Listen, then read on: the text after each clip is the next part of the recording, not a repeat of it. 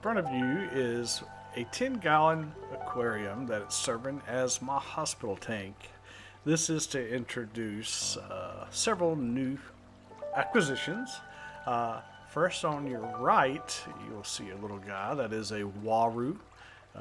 Turns into a very, very pretty fish, and they get to be very large, but they're somewhat docile for cichlids. And peeking out from behind the tree is another one. So we have a pair. And to go with one other Uaru we do have, which is a good bit larger and is in another tank. And the third inhabitant of this aquarium is located currently on top of the piece of driftwood on your left-hand side, and that is a Panaque Pleco that will stay small.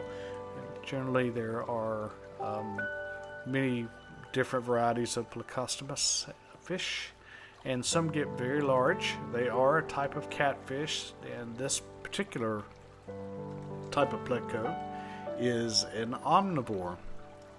So he will scavenge the bottom and eat pretty much whatever falls, just like a normal catfish. However, they do eat a lot of vegetation also, which is, you'll hear them called algae eaters because they like to eat algae off the glass, and some do better jobs than others. This particular version is not supposed to be a very good algae eater. So as you can see here, I've got a little bit of flake food in the water for the little Uaru. They are they're little bitty guys, so they need to eat a little more often, just like normal babies, correct?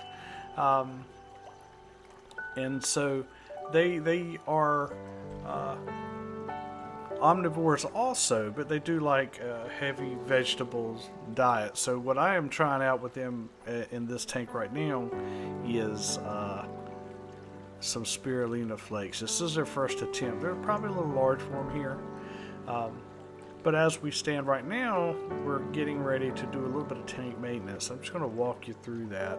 And while we're watching the fish eat, the background music, if you can hear it, is just I really love this type of background music when I'm doing my videos.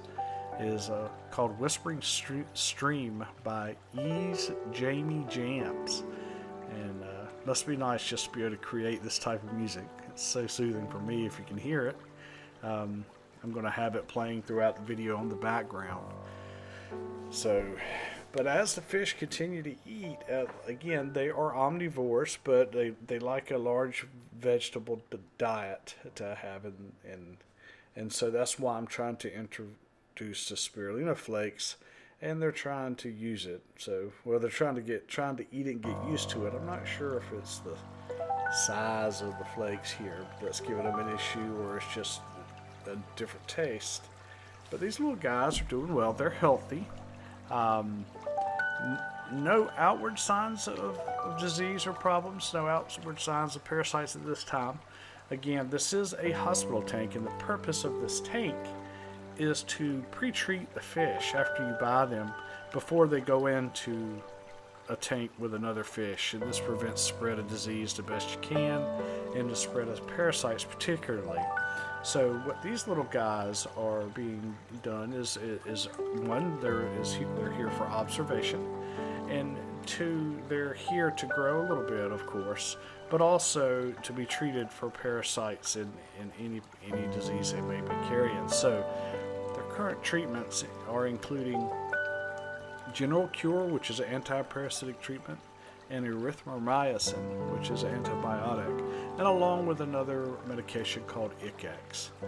Now, if you see at the top of the screen, I have notes purely for me to keep up with the water changes, and when I dose the medications, they have a dosing schedule just like our medications do. And so that's how I tend to keep up with it on hospital tanks. The reason why this is important is it is much easier and cheaper to treat fish early for disease and prevent them from getting disease when they're larger, because most treatments are based on tank volume. It's very difficult to dose treatments into food and to have the fish accept the food. So the majority of treatments that are easily administered are done so what they call by bath, which is in the water. So now what I'm about to do here is just we're going to move over to the next clip. And this is going to be me doing a bit of tank maintenance on this tank. I'm going to speed this up because it's going to be boring if I don't. And this video will probably be way too long. What I'm doing here is siphoning the tank, which is just creating a siphon into a bucket that sits below this tank.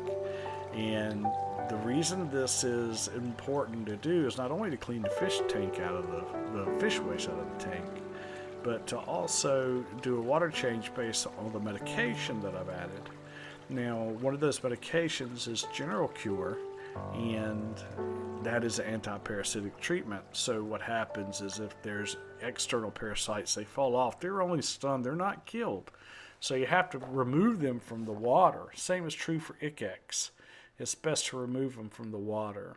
Now what I was doing there is pulling the filter media out of the hang on the back filter and moving that, taking that outside to rinse it off and squeeze it out to get rid of the fish waste. This promotes the healthy quality. You can see it was much cleaner there. I actually probably should have slowed that down. And now I will do the same for the sponge filter. Now, the sponge filter does serve some mechanical filtration purposes, but it's mostly for biological filtration in this tank at least. Regular cleanings again promotes healthy water quality for the fish and allows them to be disease-free for longer. Now I'll replace that. Now here we are with the water, and I'm adding cold water. The fish will not be happy. Absolutely are not happy. If you notice, you'll watch the little guys will swim around for a bit. They'll get a little. They've been through a lot here, and they'll eventually make their way back to the sponge filter where they'll just sort of hide for a second until they can adjust to the water temperature. Now what I'm doing is adding my treatments, my dosing of General Cure, erythromycin, Icex, along with the beneficial bacteria that's used to maintain a healthy environment for the fish in the tank. And that will be it. The rest will be for the fish to adjust to the temperature of the tank. And they will rebound quickly. And I will end my voiceover for this right here. That blue dye I've just added is the Icex, and that is an external parasitic treatment, most commonly known as ick. So as you see, it does turn the water blue, but that will eventually go away. I'll leave you for the last few seconds of the music playing.